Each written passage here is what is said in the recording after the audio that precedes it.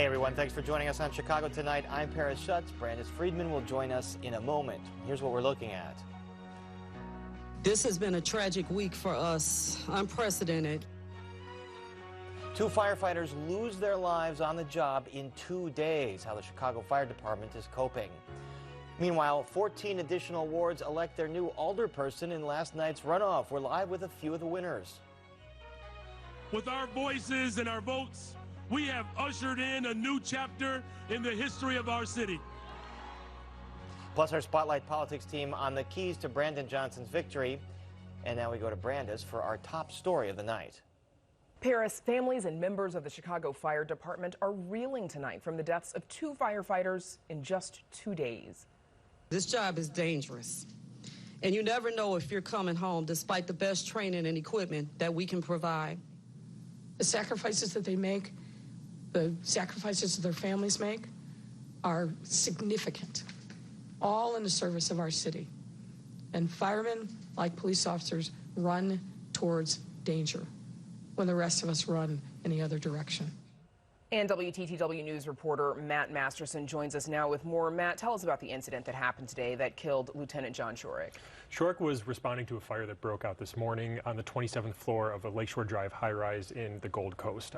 He was leading tower ladder 10 that as they were making their way up to this fire, they were climbing up staircases. He was on the 11th floor, which is where he went down.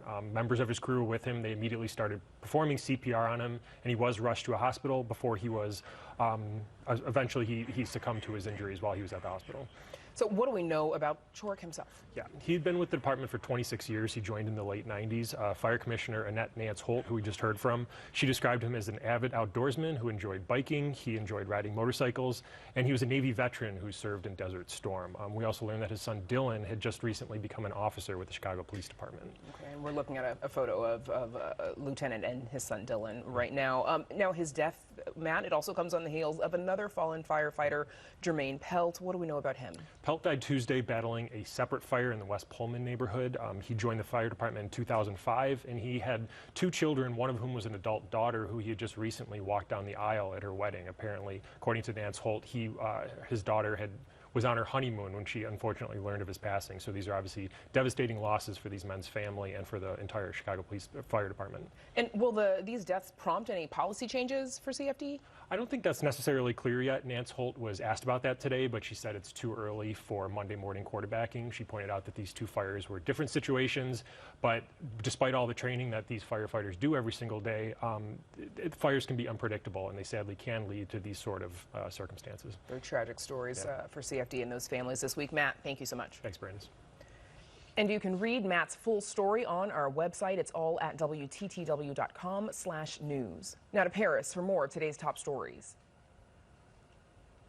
Brandis, Chicago's new mayor-elect Brandon Johnson hit the red line early this morning, shaking hands and thanking voters after last night's victory.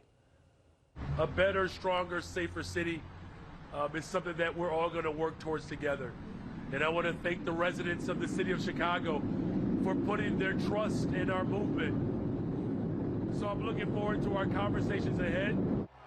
Johnson currently serves as a Cook County Commissioner and defeated former Chicago Public Schools CEO Paul Vallis in a runoff election with 51.4% of the vote. There's more of this story on our website. And of course, our Spotlight Politics team assesses the race and win a bit later in the program. A federal judge rules the city of Chicago is in violation of the Americans with Disabilities Act. A class action lawsuit representing about 68,000 Chicagoans claimed that the city had installed a, quote, minuscule portion of signalized crosswalks across the city. Those accessible pedestrian signals use audio cues to let people who are blind or have other disabilities know when it's safe to cross the street. Last March, the Chicago Department of Transportation told WTTW News it was planning to install 150 such signals, but as of January this year, only 9 were up and running. A spokesperson for the city's law department says the city does not comment on ongoing litigation. A couple of federally owned buildings on State Street are about to get the wrecking ball. WTTW News has learned that the federal government is moving to tear down these vacant low-rise buildings at 208 to 212 South State Street, adjacent to two historic skyscrapers that the federal government also owns.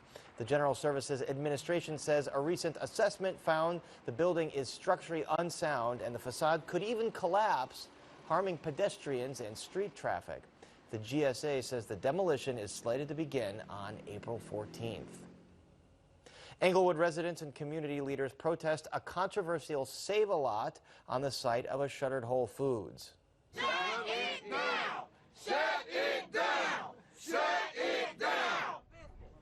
For months, neighbors have slammed the idea of opening a SaveALot at 63rd and Halstead, saying the company has a poor reputation in the community for limited selection and spoiled products. Community leaders, including the area's aldermen, say they were blindsided when they found out Yellow Banana, the operators of the Englewood SaveALot, were holding a preview event tonight and a soft opening tomorrow. SaveALot, Yellow Banana, just paid $12,000 at 4:00 p.m. just so they can have a soft opening tomorrow. So without even respect to our community, did not even invite us to this VIP-only tasting, whatever this is, just paid thousands of dollars to open their doors legally to our community, and enough is enough. Company representatives did not immediately respond to a request for comment, but activists say the store has delayed its soft opening. Up next in the program, younger and more progressive. That's how many are describing Chicago's new city council. We meet some of last night's winners right after this. Chicago Tonight is made possible in part by Alexandra and John Nichols, the Jim and Kay Mabey family, the Polk Brothers Foundation, and the support of these donors.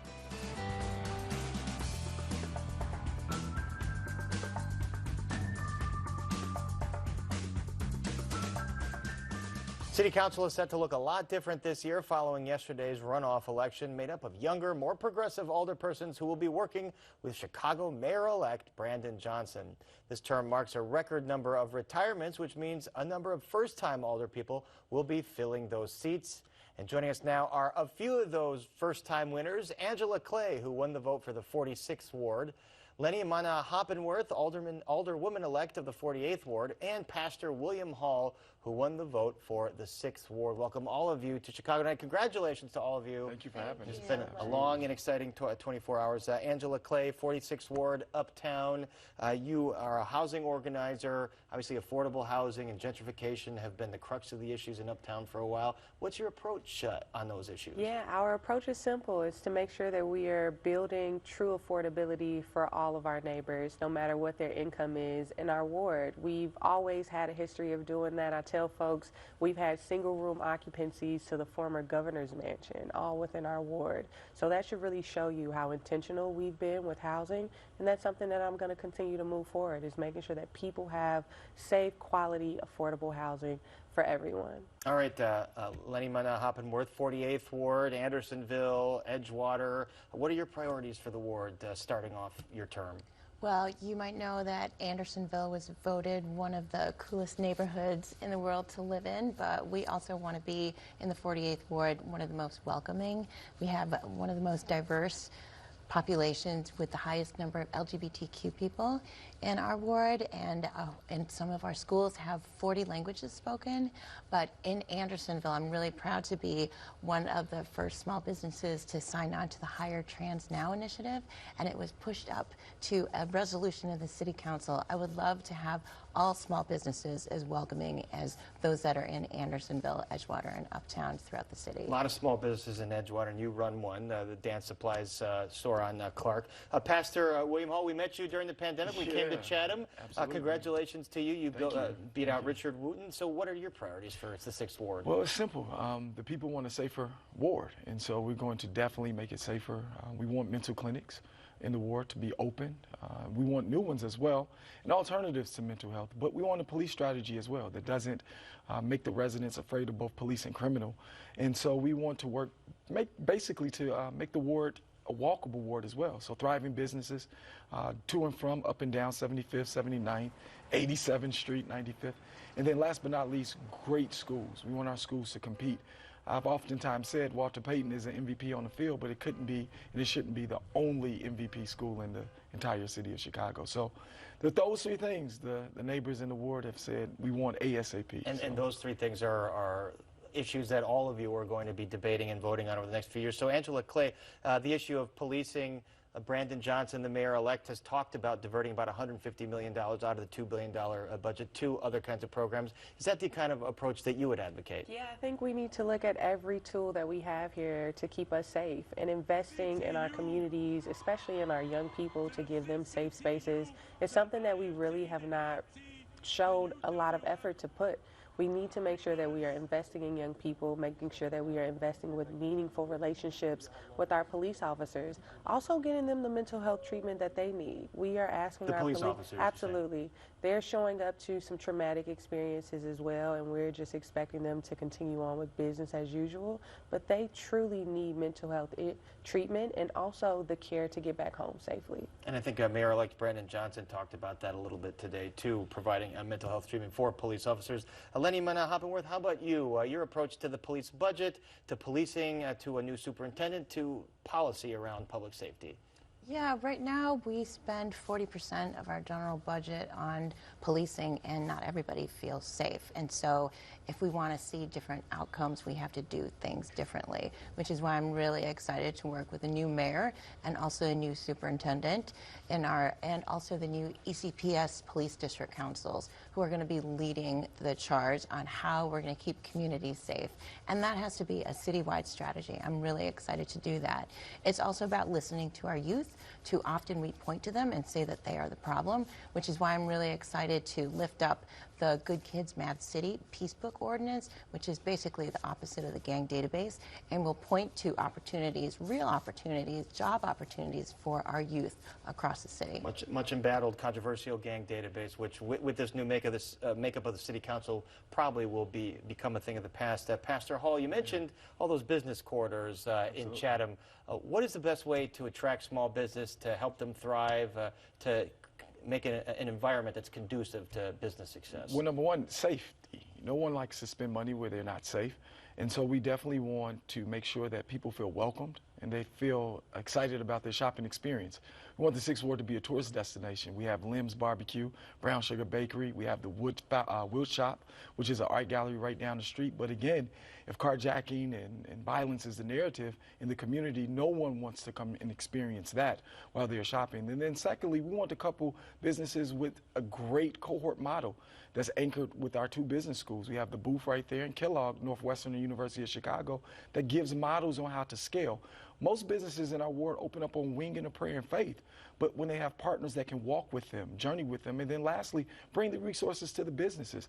Time and time again, it's hard to get the basic line of credit needed, refinancing. The big banks do not touch small businesses consistently in black and brown communities. And so we have a partnership now with Liberty Bank, a black-owned bank, where our campaign had all of our money. Let's bring Liberty Bank to 75th Street. We have Providence Bank. We have the former Seaway, now Self-Help Bank, 3 banks that can partner to help businesses, because equity and scaling is what make businesses thriving in a safe community. Sounds like you have a lot of ideas there to get businesses up and running in Chatham.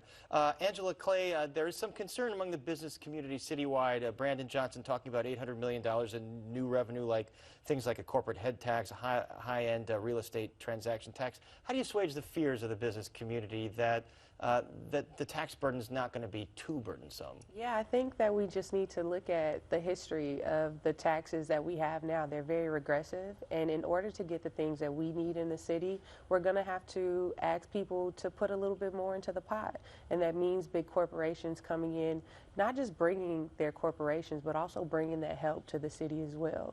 And so making sure that they understand that they are also a pillar and a partnership in our city, but they also have to step up and pay their fair share to make sure that we get the services that all of our neighbors deserve.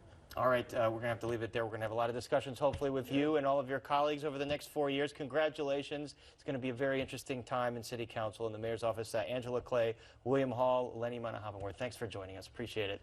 Thank you. Thank you. And up next, our Spotlight Politics team assembles for takeaways from last night's election, so please stay with us.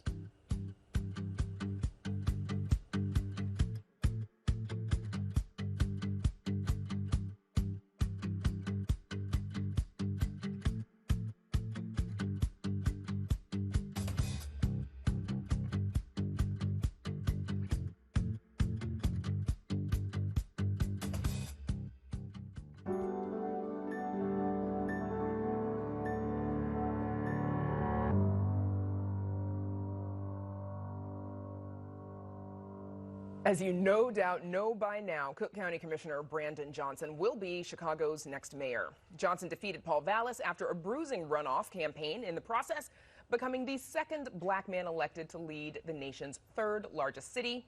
Here now to break it down is our Spotlight Politics team, Amanda Canary, Heather Sharon, Paris Schutz, and sitting in with the band tonight, Nick Blumberg. Thanks, everybody.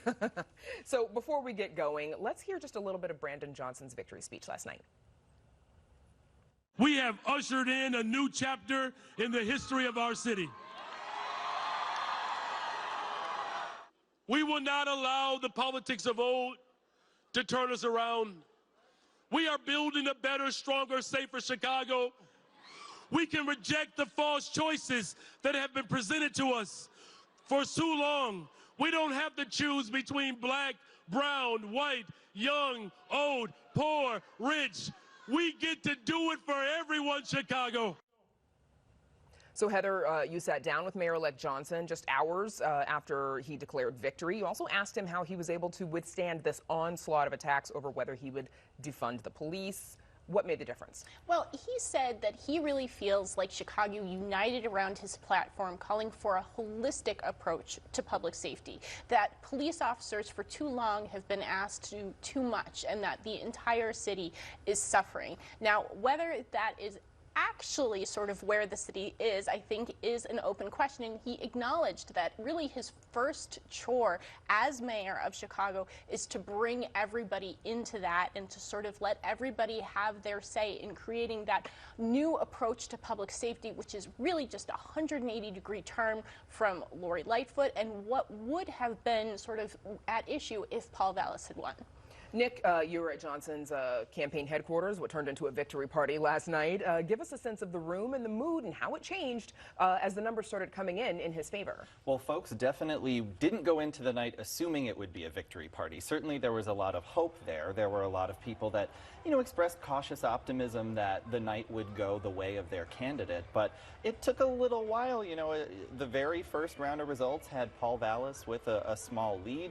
But as Brandon Johnson overtook him and as that margin of eventual victory grew and grew, folks got a lot more comfortable. People were watching their phones closely. They were watching the TVs very closely. And, as new rounds came in, there were eruptions of cheers. The DJ was really giving people something to dance to. There was the percolator. There was the cha-cha slide. It's not a Chicago party otherwise. You could feel the floor undulating during some of that. But people really had a lot of enthusiasm, and there was a lot of, goodwill in that room. As the night went on, it was truly a party. It was a loud room in there. So Paul Vallis, though, quickly realizing the way the evening was going, he called Johnson to concede the race. Here's a little bit of Vallis's concession speech last night. I ran for mayor to bring the city together, and it's clear, based on the results tonight, that the city is deeply divided. So tonight, even though, of course, we believe every vote should be counted, I called Brandon Johnson and told him that I absolutely expect him to be the next mayor of Chicago. And please, I mean, this campaign that I ran to bring the city together would not be a campaign that fulfilled my ambitions if this election is going to divide us more. Okay, so no cha-cha slide at that one. Amanda, you were at the Vallis party. Describe the mood as the night went on. Definitely no dancing, even when the results were coming in Vallis's favor. A little bit of a different atmosphere in that you did have some large screens, but they were showing photos from throughout the campaign trail, some of the sponsors of the party, and so you didn't have these huge TVs with results, so you didn't have a crowd really reacting to it. And it was a very large ballroom, so folks, I mean, people were there, but there was room a little bit to spread out. So you didn't have that sort of reaction until really the most resounding time was what we just heard in that video when Vallis said that he was essentially giving up, giving in, and conceding to Mayor-elect Johnson. And that was when the crowd expressed a boo. You heard him try to say, move on from that, we've got to bring together. But I think no matter who won this race, that is going to be so difficult. Johnson may say that he wants to unite folks, but the platform that he has is one that just does not square with many of the individuals who were in the room that I was last night. And to that point, Amanda, after a bruising campaign, do you see Vallis supporters, giving Johnson a chance? I think it's less to do with the bruising campaign or what you might have heard on the debate. It's really to do with platform and the direction of the city and some heartfelt beliefs in terms of what the answers are to some of these issues. There certainly is. Vallis likewise had said that he wants to invest in communities to curb crime down the road, but he had a very different tact in terms of his approach for right now when shootings are up. And there's that. I think there's also, I talked to some business folks who said there's a reason that everyone from small business to big business was behind Paul Vallis, and that is because they believe that Johnson's plans are going to really decimate the city, drive folks and businesses out. That is a heartfelt belief. It is not something I think that they are going to easily get over, although when you talk to folks on the record, some of the business leaders, some of those who had endorsed Johnson instead of Vallis that are members of the city council, they say, we want to work together. So they're putting on a smiley face of cooperation. And I want to come back to the city council in a minute. Paris, what does Johnson's victory, though, say about the power of the progressive movement in the city? Total dominance. The totally dominant political force in the city of Chicago, and I would say probably the state of Illinois, too, led by the Chicago Teachers Union and their 30,000 members, but buttressed by other government employee unions like SEIU and this group United Working Families, which is a combination of the two. So let's back up a bit and take a look at the bigger picture. Over the last several years, with the death of the traditional ward organizations as political forces, it is the teachers union and the progressive movement that came in to fill that void. Let's also remember that Paul Vallis outspent and outraised Brandon Johnson by millions, and largely from wealthy corporate donors, but it did not match the power of organizing, boots on the ground. The teachers union, SEIU, they get folks handing out flyers, knocking on doors. They canvass the whole city. So for the business community licking their wounds today, the lesson is they don't have a chance to have a bigger seat at the table unless they learn how to organize like that. The money is not going to cut it. The checks from rich donors in Barrington will not do it.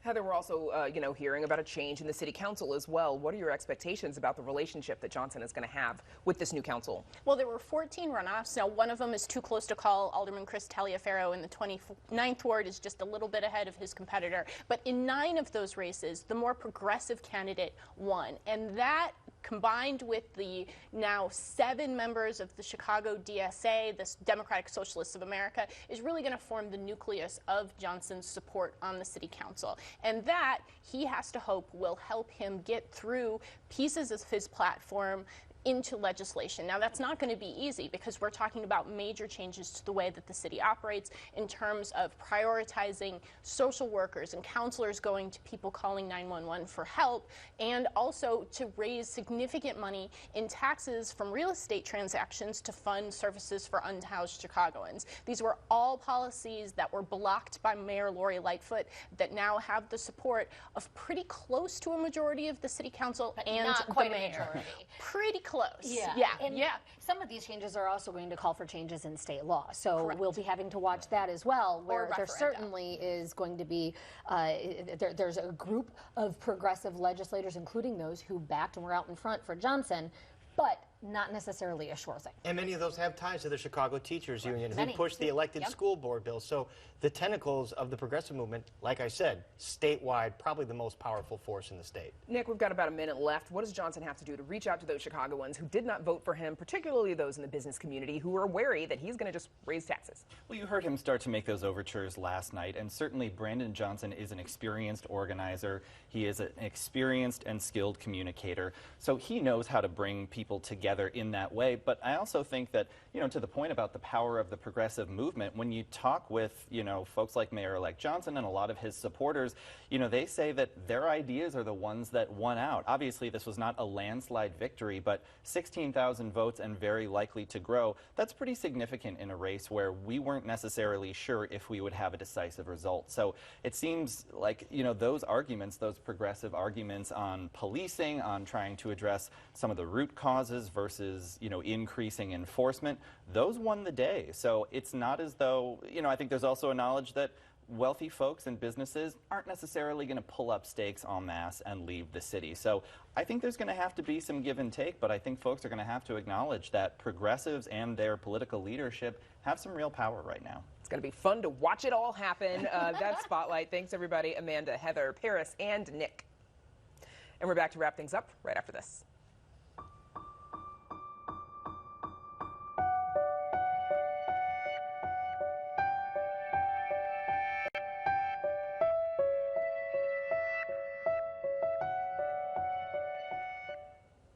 And that's our show for this Wednesday night. Don't forget to stay connected with us by signing up for our daily briefing. And you can get Chicago Tonight streamed on Facebook, YouTube, and our website, WTTW.com/news. You can also get the show via podcast and the PBS video app. And please join us tomorrow night live at 10. And now for all of us here at Chicago Tonight, I'm Paris Schutz. And I'm Brandis Friedman. Thanks for watching. Stay healthy and safe, and have a good night.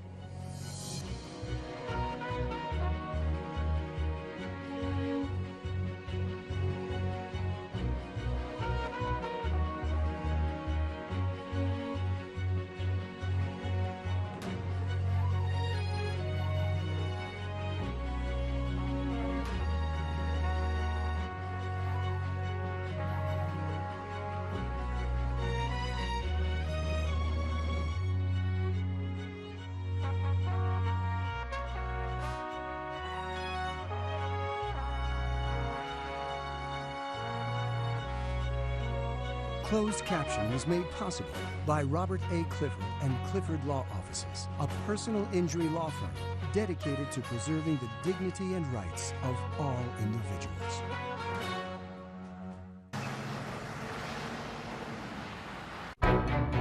Thursday nights are getting mysterious.